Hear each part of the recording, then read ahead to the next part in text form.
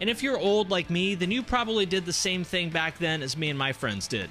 One of us would buy the album, and then we would let everybody else borrow it and make a cassette copy of it. But that had to be done in real time. So if the album was 45 minutes long, it took you 45 minutes to make a copy of it. Unless you were doing a cassette-to-cassette copy using the setting that was common back then called high-speed dubbing that did it in basically half the time. And I'm pretty sure that feature was designed specifically to facilitate piracy. And there's one part of this era that I want to highlight because I think it kind of foreshadows a similar dynamic in how file sharing worked a few years later, and that is the tape trading scene. Basically, there was this scene of people all over the world who would trade copied cassettes with each other, which was technically piracy, I guess, but that wasn't really what it was all about. These people weren't trading copies of major label artists because they wanted to get free music. These were super fans of underground metal and punk, trading copies of obscure demos and 7-inches with the goal of just sharing the music and getting more people into the bands that they loved. It wasn't about getting free stuff, and the bands were also cool with it because it helped them reach a bigger audience than they could on their own.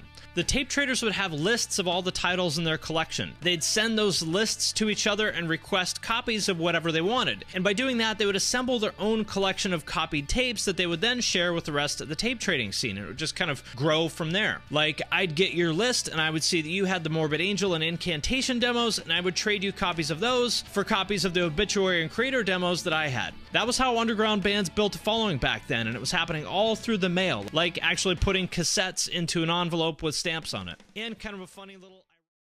Tape trading was a culture unto itself. While I can remember getting my first few hip-hop mixtapes and organizing them on a little list that I would keep and have as a way to show other people what I had so that we could trade.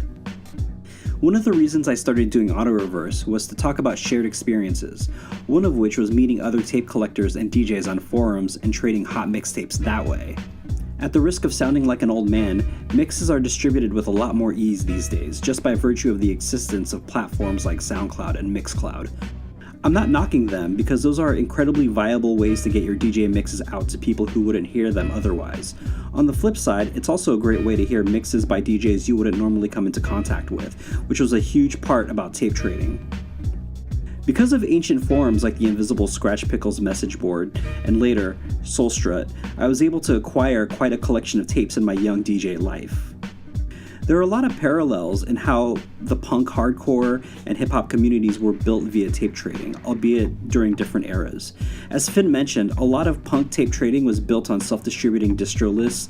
By the time I got into tape trading, it was the late 90s, and meeting other hip-hop heads via AOL was a thing, and that's how I got into my early trades. It was a great way for me to get tapes that I wouldn't have the chance to hear. As I've gotten older, I've purchased a lot of the mixtapes that I consider favorites, but those have been reserved for a few releases. Not all mixtapes have been that lucky, and so tapes such as these are relegated to not being on any digital formats and instead are here in a box until I pop them in to listen to in my old-ass boombox. While getting mixes digitally is super convenient, there's a charm and excitement in getting something via snail mail that's incredibly personal. I'm not saying one is better than the other because DJs who are coming up now won't remember a world where trading mixtapes on the ISP message board was a thing. And that's okay. Instead, it's just a cool part of some of our collective histories.